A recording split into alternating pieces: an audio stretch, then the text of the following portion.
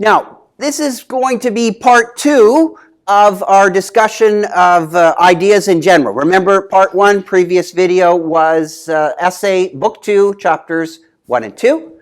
In part 2 of ideas in general, we're still in book 2 of the essay. However, we're now chapters 9 to 12. Now, what's going on here? Well, in chapters 9 to 12, Locke is laying more of the groundwork of his system. And remember, it's an empirical approach. So he's looking at using the basic senses, the standard senses, you know, touch, smell, taste, and all that. And that the mind upon birth is a tabula rasa in the special sense of not being equipped with any ideas. And as ideas strung together, form propositions or principles, whether they are practical or speculative. No principles in the mind either. So tabula rasa in the sense of no ideas or constructions of ideas, but not tabula rasa per se. That is, the mind is not born without anything. It's not a complete blank. Locke's a little sloppy about this, so you got to be careful. He also admits in the epistle to the reader that he is a little bit lazy about the text. He could have edited it a bit more. So Locke is notorious for being a little bit, shall we say, jagged around the edges. And sometimes he makes it sound like he thinks the mind is a completely blank slate when you're born, but it's not. So what's in the mind when you're born? He calls them faculties or powers. We'll have a little bit of a look at that in a second. Now, he's going to then, in chapters 9 to 12, put the previous discussion that we've seen more to work. That is what we've seen in chapters 1 and 2.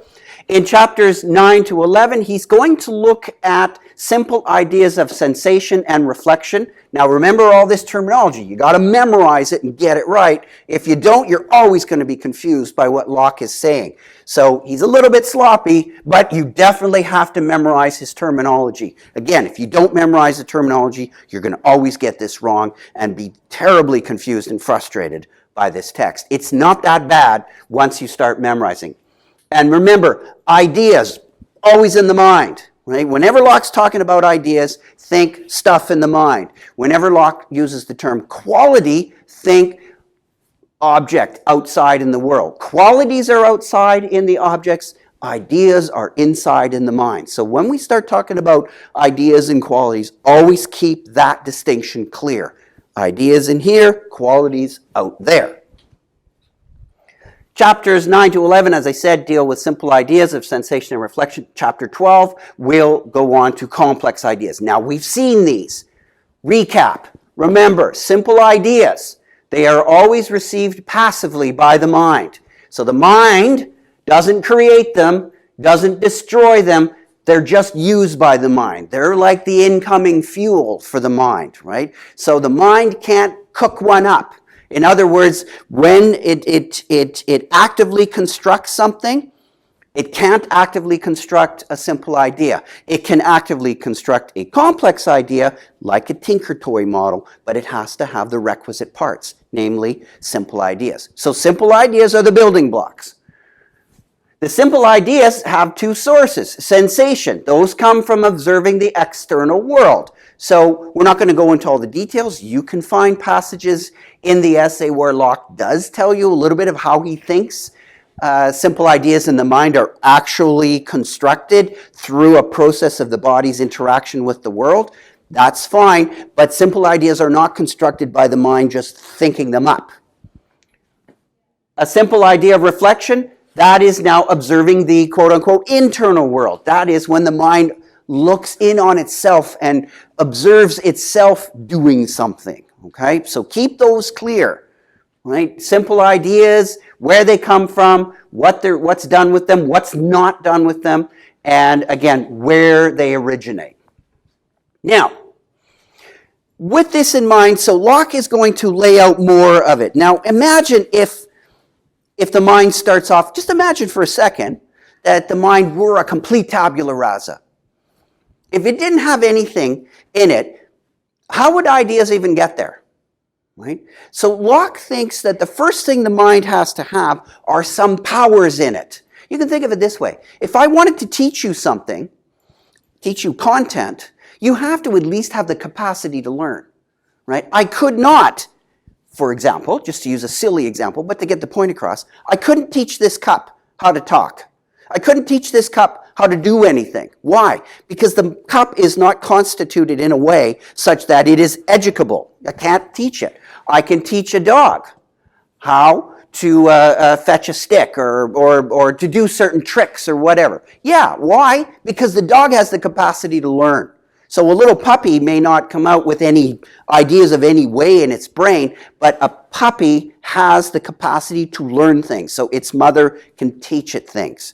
Same thing, a human child does not have any ideas, but has a very well-equipped set of capacities to learn. So that's how you want to be thinking. Okay, when the mind basically, when the child is born, think of it that way, that the mind is equipped with all kinds of powers to do something, but it's like a car with no gasoline, right? When it rolls off the assembly line, it's all ready to go, but it's not going to go anywhere because it doesn't have any gasoline in it. That's sort of what your mind is like, all equipped with powers and nowhere to go at first. It's got to be fed the gasoline of ideas.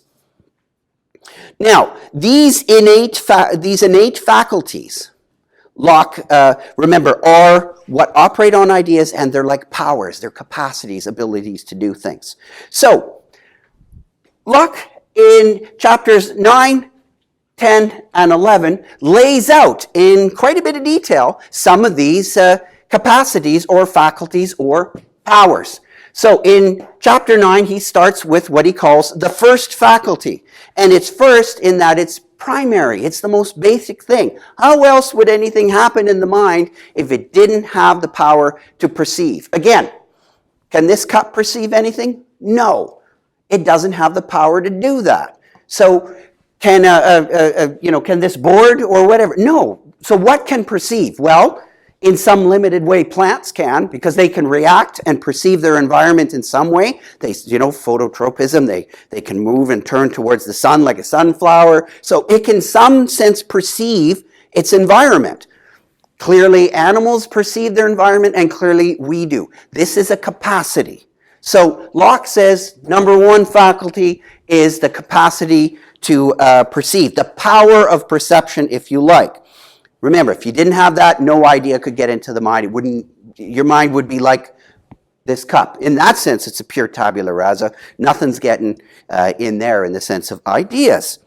So keep the terminology straight. Perception is a faculty. Now, perception allows ideas to basically get into the mind.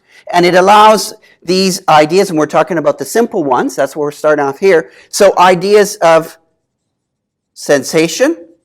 So simple ideas, and remember we're talking about the simple ones first. Simple ideas of sensation in, and it allows the simple ones of reflection. So, got a couple of things that are going on here, and you have to keep this straight. What you have is a power of perception, right? The power enables you to perceive, to do the act of perceiving.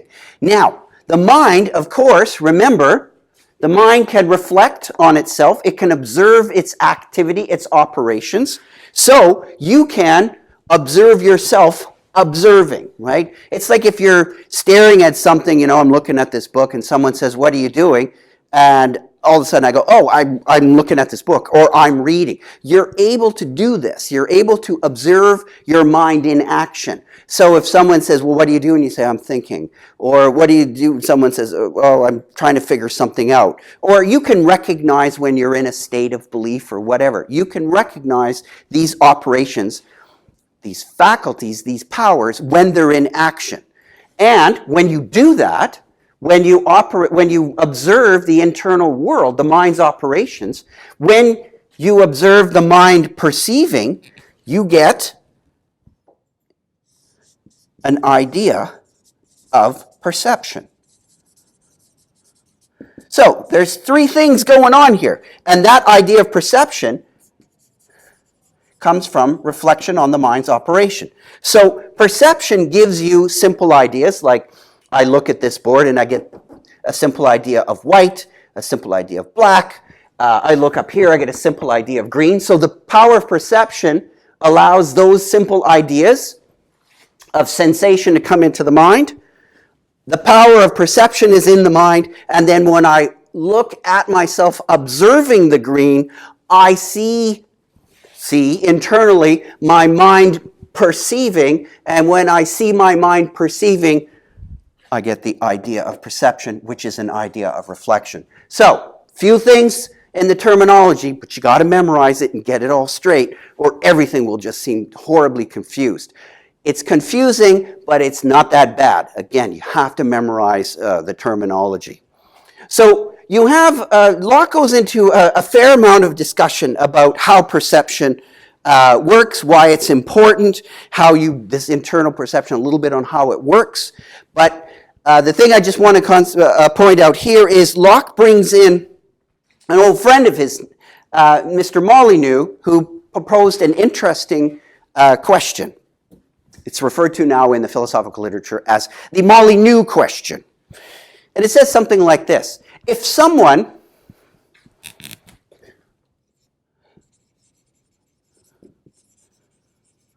blind from birth, not Mr. Molyneux, but he poses this question. Someone blind from birth suddenly sees. Okay, now here's how the question is set up. He asks this.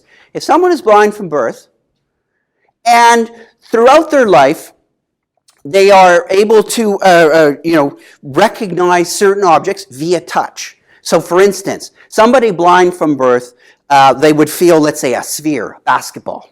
Right? So you close your eyes and you feel it. You feel the curvature and the smoothness. Now, those are ideas that you get, simple ideas of sensation from external, right? Because through touch. So you get those, and you also, this person feels things like a book or a table, and has a flat feeling, yes, the idea of flat, idea of smooth, and then pointy, an idea, it's not very technical jargon, but that gets an idea of sharp or pointed. So through touch, this individual, again, is blind, through touch alone, gets the ideas of smooth, curvature, flatness, idea of, a jagged edge or pointy. Now, this person, clearly, you put a ball, and you say, what's that? It's a ball. Put another object, that's a pointy object, it's a book, or something like that. So they can recognize through touch. They can distinguish the sphere and the book. Right? Question is, Mr. Molyneux says, okay, Mr. Locke, suddenly this person is granted vision. And the minute they open their eyes, on the table across from them, they can't touch it, they just look at it. There is a sphere, a ball sitting, and an object that's got jagged edges on it, pointy. Could the person, they would be able to say those are two different objects, but if you said to the person now, okay, just on the basis of vision alone, which one's the sphere? Which one's the ball? Which one's got the jagged edges? Could that person, on the basis of simple ideas of sensation, visual simple ideas of sensation, be able to distinguish which one's which, because they've never had it before, but based on some kind of inference from a simple idea of touch from sensation? Could they do it? So I want you to have a look at that section. And Locke says, no, they couldn't. Actually, he doesn't think that we could. And some research today does support that Locke was, in fact, right. Now, you might think, well, okay, so what? What this shows, and it leads into Locke's discussion, is that he says you got to be careful about perception.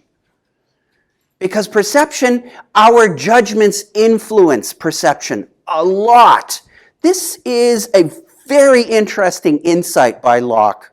Something that wasn't really recognized or taken seriously in a lot of philosophy until perhaps the 20th century in some questions dealing with logical positivism. And it's something like this. Locke recognized that our perceptions were often heavily influenced by our judgments. And we often could think that we were seeing something that we're not truly seeing. And he gives examples. Like, if you go out and you look at, like, children's art is a good example. If you look at a lot of children's art, when a child will paint a picture of a tree or something like that, they'll often paint the tree, like the foliage, just a flat, straight color, like just green, all the same. Or the trunk of the tree will be painted just brown, something like that. That's not what we see. That's how we judge. And many adults, when you draw things or whatever, you'll draw them in certain ways that you think you've seen them like that. But what do you actually see when you look at a tree? It's all quite complicated. For instance, the green will be slightly of different shades all over the place. And that's how an artist has to struggle, actually, to really represent on the canvas what is really being seen. So this is why Locke says you got to be careful about perception, because perception is often influenced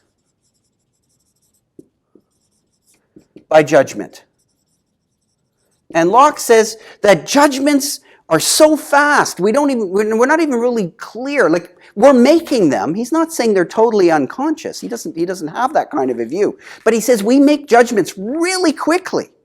And we often will distort our perceptions. So while perception is, as he says, the first faculty or power, it is a kind of power that is very influenced by other powers of the mind, and which we haven't looked at yet, but powers like judgment, the ability to decide on things rather than just a pure sort of shall we say, passive receptor in the way that perception is. All right, so you can have a look more at that, but this is where Locke says, if you didn't have this, nothing else would happen in the mind. I don't care how many powers you have in. You have to have this power of perception. No power of perception, nothing else is going to happen in the mind, no matter how many other powers you have, which makes sense. Chapter 10 is the second faculty, that of retention, right? Because if you didn't have retention, yeah, perception would produce, there would be some power to perceive something, and then it would just be gone, right? You couldn't even, and it would be gone right away. It might just appear and then disappear immediately. Well, that's not a consciousness. There's no thought possible there at all. Now, Locke admits that perception is kind of a quasi-thinking, but shall we say, it's the absolute sort of end limit of thinking. It's like the least possible thinking possible in that sense. It's not really like reasoning or whatever. How can we reason with our ideas? Well, we got to at least be able to hold them in front of our minds for at least a little bit. And Locke says, yeah, exactly. This is what's important here is that the mind can now recall and hold things. And this recalling and holding, Locke says, all right, first off, we're going to name the general, shall we say, the genus of the second faculty or second power. He calls it retention. And retention has two species, contemplation and memory. Contemplation is just like the holding or suspending of the idea in front of the mind. So when you're contemplating something, what's before your mind? Well, the idea of something. You're thinking about it. Now, this could be an idea that you just got, right? So we would say today it's in your short-term memory, but you just got this idea of a book or whatever, and you're thinking about it. You're holding this idea before your mind, and that's your contemplation function, that species of retention. However, if you always had to just deal with simple contemplation, you really couldn't compare things from your past to what's happening now. So Locke says the mind needs a kind of repository, some way it can store ideas. How exactly the mind stores ideas, Locke will talk about in various places. It's not entirely clear, but certainly the mind has to have some kind of recall function. That Locke calls memory. So there's a power to hold an idea and a power to call it up. That's the second faculty. So from ideas getting into the mind to ideas staying in the mind, right? And also, we've seen that they're neither created nor destroyed. So the mind really, does that imply that the mind retains all of its ideas, all of its simple ones that have ever come in through perception? Locke doesn't really say, but it's certainly these simple ones that came in through retention, you really can't just arbitrarily destroy them. Try and get rid of a memory. Now, today we do talk about repressed memories, so maybe Locke is wrong about this. However, Locke might say something like, well, even when you repress it, it's still there in some way. It still influences you. So you never truly get rid of it. So there would be more subtle ways of reading Locke, which you can dive into. But for now, we have two ways of, two species of retention. Now, okay, what's going on here? Well, I used the example of an ice cream cone. I don't know if that looks like an ice cream cone, but that's what it's supposed to be. So use your judgment to influence your perception and see an ice cream cone there. Now, what's going on here? Locke says that something is very important about the perceptions that are called up in the memory. He says that we need to have something here in a memory, in a recall, that somehow we know it's recalled. And so Locke says that perceptions that are recalled have a special notion of being recalled annexed to them. Now that may sound really confusing. It's actually very simple, and we do it every day, and hence the ice cream cone example. So what I want you to do is, and I use this example of the ice cream cone. You can pick whatever you like, but it has to be a memory of something you did. So let's say, for instance, you have the memory of eating a chocolate ice cream cone as a kid. So call that up in your memory right now. Use your power of retention. Call it up. So when I call it up, I remember my dad would take us for ice cream on summer days and whatever. And so I can recall eating ice cream cones on summer days. And I always like chocolate. It's my preference. Now, here's the interesting thing. When I do that, I know it's a memory. However, I can also imagine, because I've eaten chocolate ice cream cones, I can also imagine eating one. In other words, I can imagine just eating one that's not a memory of eating one. And I can tell the difference. It's pretty hard to unpack how I do this, but I'm certainly not confused by the memory and the imagination. Now, Locke admits that because our memories are kind of fragile, we can slowly, they become erased or scratched or you know, they can revert back to earlier states. But basically, when everything's functioning and it's running properly, you can distinguish. So the memory has something annexed to it, some kind of special perception when it's pulled back up in memory. When you perceive that idea that's pulled up in memory, you just see that it is a memory and not something imagined. So this faculty, Locke goes on to say, has its good points, its bad points. He also talks about why do some memories, shall we say, why are some easier to call up? Well, he says, you know, memories that are accompanied by certain emotions, that is, certain simple ideas of external sensation, when they come in, if they're accompanied by pain, those will be driven deeper into the memory and therefore easier to recall, less likely to be, shall we say, you know, dissipated or scratched away from everyday experience.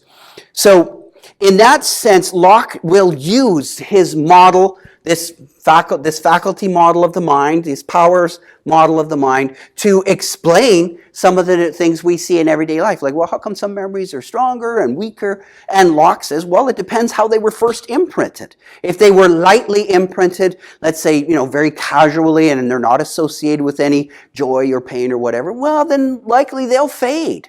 But if it's really stamped or stained in with pain or joy, well, you're going to be able to recall them. They'll be more firmly placed in the memory and easier to recall.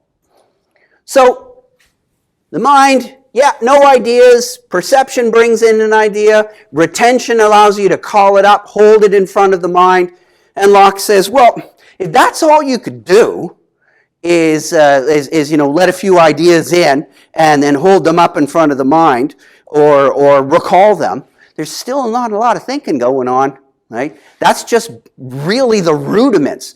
Hence, Locke is laying more of the groundwork. So what's next? You got a mind in, you got an idea in the mind. Yeah, you got in. You were able to hold it in front of the mind. You're able to recall it. What else do? We do lots more than that with ideas. We don't just hold them before the mind. We operate on them. So the first level of operation was holding it before the mind. What are some of the other operations? Chapter 11 is the start of the more advanced operations. He says discerning and other operations. In other words, the faculty of discerning and other faculties. So operations, other faculties. Right? More powers, right? So the mind is loaded with powers. So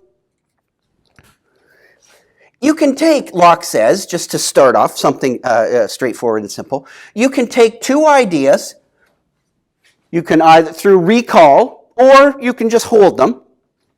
So you can undergo contemplation. Remember, contemplation is the power of holding ideas before the mind. But again, we do more than just hold ideas.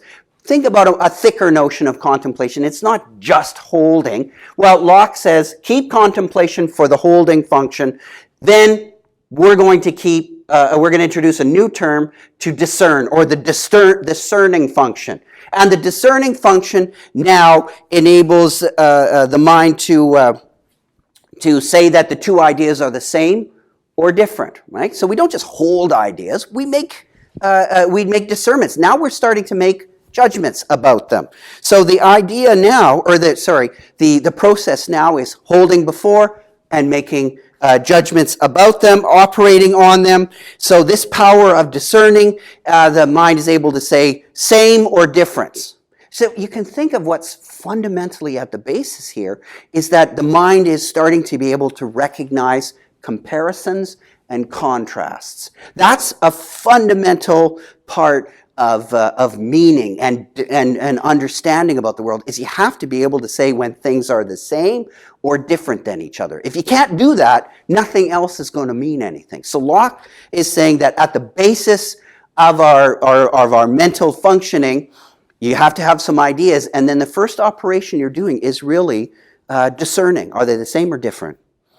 Now, the mind is really starting to kick in. So now, once you can, discerning then is going to split up into a variety of other kinds of functions. You can compare ideas, how they're the same. You can compose, you can start putting them together. You can perform abstractions on ideas, taking part of them and forgetting part or removing part of them and looking at different parts, like the way we look at something like you look at an apple and you abstract from the shape of it, red, or you abstract from the color of it, round. So the mind can now start abstracting from. And remember, to abstract from means to basically leave something behind and concentrate on a certain part of it. You can't point to the redness of an apple, right? Because if you point to the redness of an apple, I'm not sure if you're pointing to the redness or the roundness. And you certainly can't physically abstract the redness of an apple, but that is a faculty of the mind. Abstraction is a special power of the mind. So Locke, in this chapter 11, he will go through a bunch of these powers to show basically what is the mind doing. So again, you get the idea, you're able to hold it in front of the mind, and then you're able to work on it. Now this is primarily, Locke again is a little sloppy, got to forgive him. He's a little bit sloppy, but primarily we're working with more simple ideas. More or less simple ideas. But you get the picture now. It's a tinker toy, build it up, construct it kind of model. Faculties, powers are there. Ideas come in like the petrol in an engine. In chapter 12, Locke is now looking at complex ideas. In other words, he is talking about the mind putting stuff together. More or less this notion of composition. So the mind is going to start putting ideas together in various ways to get complex ideas. And in this sense, the mind can also do a number of things with ideas which can give us even more complex notions about the world. Because remember, we have very complex notions about the world. Locke has to use this tinker-toy model to explain how we get that. So in this chapter now, Locke is saying that, that there are infinitely many. So most likely, if you notice, Locke often uses terms like, well, it seems to be the case, most likely, it looks to be, I think, I strongly suggest. He talks a lot differently, certainly, than Socrates, who wanted exact, it is the case and it always is the case. Locke doesn't talk like that. He's got a more kind of calmer, well, it looks like it's like this in general, but I can't be sure, but this seems to be right. Locke says it looks to be the case that our number of complex ideas is infinite. We just keep doing, we can generate these things like crazy. Nothing's stopping us. Remember, we're not generating simple ideas. We're generating complex ideas. We're putting stuff together. Think about all the ideas you have. That's what's a novel? What's a lot of these things? It's just authors taking tons of ideas and putting them together in new ways that other people like to look at and think about. That, in one sense, that's a novel. So Locke groups these complex ideas under three main headings. He says, I think this should be enough. Again, he's not even 100% sure that all these headings cover all the possibilities. Why? Because he hasn't looked at all the possibilities. He just said it seems to be that they're either modes, substances, or relations. Now, what are modes? Basically, a mode is a complex idea. Remember, ideas are in the mind, to which it's not presumed that it corresponds to some external object that's independently existing. Sounds way more complex than it is. For instance, a simple one is the idea of a dozen, right? That's a complex. That is a complex idea, right? Takes a while to build that up. How do you do it? Well, the mind has its ability to repeat ideas. So you have a simple idea of a unit, like just one unit, right? It's an abstract idea, admittedly, but you have the idea of a unit and the idea of repetition. So that idea of repetition, once it's done 12 times, unless it's a baker's dozen, but once it's done 12 times, you get the idea of a dozen. That's a mode. Do you think that the complex idea of a dozen exists out in the world? No, you don't. Well, Locke says we don't think that. We just think it's an idea, it's a complex idea that's useful, right? Give me a dozen, but the thing would be, give me a dozen what? Well, a dozen, loaves of bread or a dozen buns or something like that. But if someone said, no, I just want a pure dozen. Well, in Locke's view, he'd say, no, you don't understand. That's a mode, right? That's a way objects might be arranged. It's an idea of the way objects might be arranged, but it's not a thing. You can't point at something and say that's a mode. So ideas that we have so we can generate. Now, this is a bit of a clue to Locke's response to the rationalists. The mind can generate these complex ideas via its ability to repeat. Keep that in mind, that the idea of the mind repeating things over to construct more complex ideas. That's going to be critical for Locke. So stay fixed on that, right? Don't let that one go. Make sure that you can put it in your memory so you can recall it, right? That retention can help you to understand more of Locke's discussion. So modes are complex ideas about that we have that work in the world, that apply to the world, but we don't think are reflecting of things that actually exist. However, substances, that's different.